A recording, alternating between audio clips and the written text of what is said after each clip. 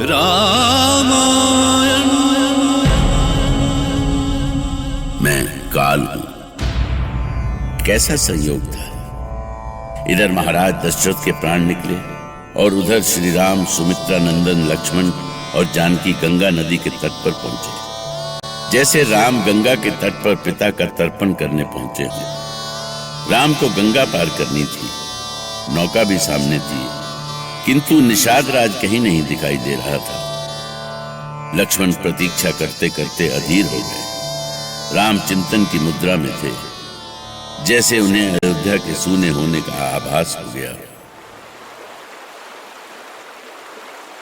भैया, ये किस सोच में डूब गए हैं आप? कुछ नहीं। मैं क्या सोच रहा था? हाँ, सोच रहा था कि जब तक निषाद राज नहीं आ जाते तब तक हमें यहीं रुकना पड़ेगा। निषाद राज के लिए और कितनी प्रतीक्षा करें भैया? आप आदेश दे, मैं उन्हें अभी ढूंढ कर ले आता हूं। नहीं लक्ष्मण, निषाद राज स्वयं आ जाएंगे। कोई तो कारण होगा उनके विलंब का।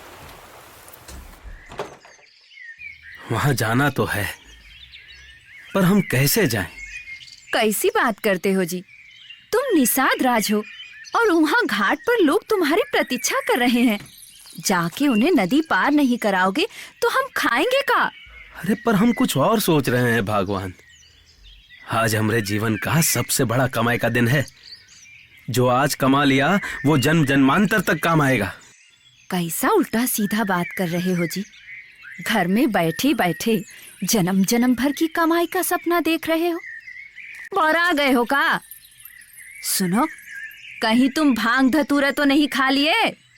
तुम नहीं समझोगी भगवान। आज हमारी नौका पर सवार होने वाला कोनो साधारण मानुष नहीं है। अगर वो चाहे तो मिट्टी को भी सोना बना दे। हमको मत बहकाओ जी।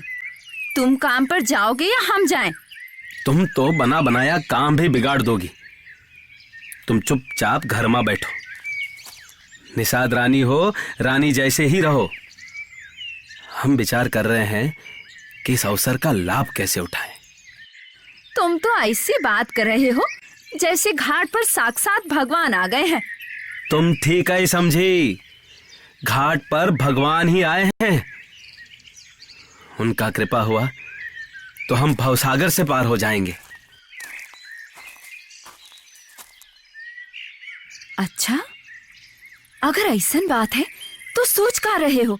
अभी चलो, हम भी चलते हैं तुम्हारे साथ। हे भगवान, यहाँ हम धर्म संकट में है कि तुम्हारे चरणों का अमृत कैसे पाए। कौन सा जुगत लगा है कि तुम्हारे चरणों का प्रसाद पा सके, और हमारी त्रिया सब मिट्टी में मिलाई दे रही है। सुनो जी, जो हम उनसे प्रार्थना करेंगे तो वो अपने चरणों का प्रसाद नहीं देंगे का? हम चलते हैं। अरे अरे, कहाँ भागे जा रहे हो? बिल्कुल ही सनक गए हो का? अचानक क्या हो गया तुमको? अरे भगवान, हम समझ गए कि प्रभु का चरणामृत कैसे पाना है। पर हम भी साथ चलेंगे। तुम अकेले सारा प्रसाद लूट के स्वर्ग पा जाओगे और हम यहाँ नरक में सड़ते रहेंगे। बस भैया, अब मैं और अधिक प्रतीक्षा नहीं कर सकता। मैं स्वयं नौका लेकर आता हूँ। नहीं लक्ष्मण, जो जिसका कार्य है उसे ही करना चाहिए। आप ही तो कहते हैं भैया कि मनुष्य को परिस्थितियों के अनुसार कार्य करना चाहिए। क्या ऐसी परिस्थिति में हमारा ऐसे ही हाथ पर हाथ धरे बैठे रहना ठीक है? धैर्य रखो लक्ष्मण। निषाद राज को हमारे यहाँ आने की सूचना मिली है तो वो अवश्य आएंगे। हम आ गए प्रभु, हम आ गए। निषाद राज केवट ने सोच लिया था कि वो आज प्रभु श्री राम का आशीर्वाद लेकर ही रहेगा, चाहे इसके लिए उसे कुछ भी करना पड़े। और उसके लिए उसने एक योजना भी बना ली थी। कैसी अनोखी योजना थी निषाद राज की। अब विलंब न करे निषाद राज, हमारी यात्रा बहुत लंबी है। और निषाद राज, हमें वन का मार्ग भी तो पता नहीं है। रात हो गई तो हम भटक जाएंगे। सब कुछ जानते हुए भी आपने इतनी देर कर दी। क्या आपने ये भी नहीं सोचा कि हम आपके कारण यहाँ भोर से रुके हुए हैं? अब इन बातों का कोई अर्थ नहीं है लक्ष्मण। निषाद राज, आप नौका ले आए। नौका लाने के पहले हमको आशीर्वाद दें प्रभु। आपका आशीर्वाद से हमारे सारे दुख मिट जाएंगे। और अरे तुम चुप रहो जी, हम बात कर रहे हैं ना, फिर काहे टांग अड़ा रही हो बीच में? पत्नी को भी तो कुछ कहने दीजिए निषाद राज। अरे नहीं प्रभु, ये एक बार शुरू हो गई तो चुप नहीं होगी। पर हम कहते हैं प्रभु कि नदी पार करने के लिए नाव का कौन जरूरत है? धारा तेज नहीं है। आप लोग नदी में उतरिए तो सही, आराम से तैरकर पार निकल जाएंगे। कैसी बातें कर रहे हैं निषाद राज?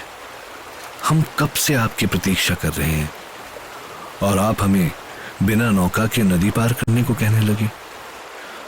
कहा करे प्रभु, आपसे यह तो नहीं कह सकते कि हम आपको नौका पर चढ़ा नहीं सकते। कहीं आपको क्रोध आ गया तो भला आपके सामने हमारी कौन बिसात? निषाद राज, हम ऐसी बातें सुनने के आदी नहीं हैं। आपको ये कहने का साहस कैसे हुआ कि आप हमें नाव पर नहीं चढ़ाएंगे? लक्ष्मण, अरे ये क्या कह रहे हैं आप? आपने तो कहा था कि प्रभु का चरणामृत पाके हमारा सारा दुख दूर हो जाएगा। हम अब भी यही कह रहे हैं मूर्ख, पर जरा बुद्धि लगा। क्या भगवान ये कहकर हमको चरणामृत दे देंगे कि वो भगवान है? हाँ, ये तो हम सोचे ही नहीं। भला भगवान खुद का भगवान का ही कहेंगे।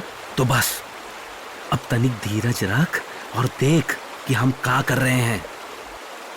भैया, ये निषाद राज बिल्कुल बेसिर पैर की बातें कर रहे हैं। पहले हमें उनसे ये जानना चाहिए कि वो ऐसा कह क्यों रहे हैं। कोई तो कारण होगा उनके ऐसा कहने का। हाँ निषाद राज, भला हमें अपनी नौका पर बिठाने से मना करने का क्या कारण है? प्रभु, हम आपका सत्य जानते हैं। कौन सा सत्य? हमारे वनवास का सत्य तो पूरी अयोध्या जानती है। जिस सत्य को हम सब ने भोगा है, जिस सत्य को अयोध्या का राजमहल जाने कब तक भोगता रहेगा।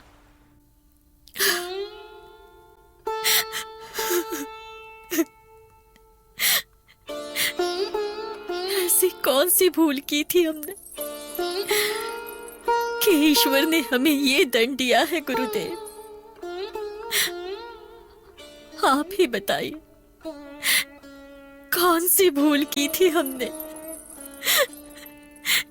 एक ही पल में पुत्र और पति दोनों हमसे मुंह मोड़कर चल दिए। क्यों गुरुदेव, क्यों क्यों? मृत्यु तो अटल सत्य है देवी कौशल्या, उसको कौन टाल सकता है भला? और उससे भी बड़ा सत्य है कि राम पर सिर्फ आपका ही नहीं, सारे संसार का अधिकार है। अब विलाप करने से क्या होगा?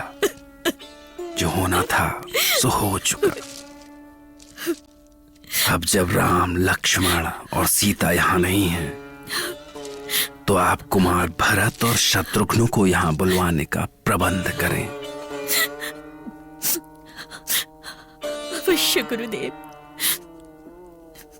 वो तो सोच रहे होंगे कि अयोध्या आते ही उनके पिता और भाई राम उन्हें दौड़कर गले से लगा लेंगे।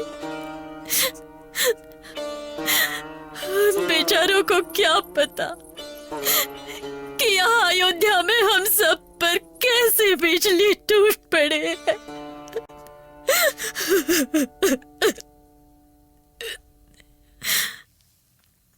महाराज दशरथ की मृत्यु से अयोध्या की प्रजा का दुख दुगना हो गया था। कौशल्या के आंसू थमने का नाम नहीं ले रहे थे। दुखी तो कैकेयी भी थी, पर जो कुछ उन्होंने किया था उसको देखते जानते हुए भला उनका दुख कौन सुनता। इधर महाराज दशरथ की चिता तैयार हो रही थी और उधर ननिहाल में भरत और शत्रुघ्न को आभास भी नहीं था कि उनकी दुनिया ही उजड़ चुकी थी। राम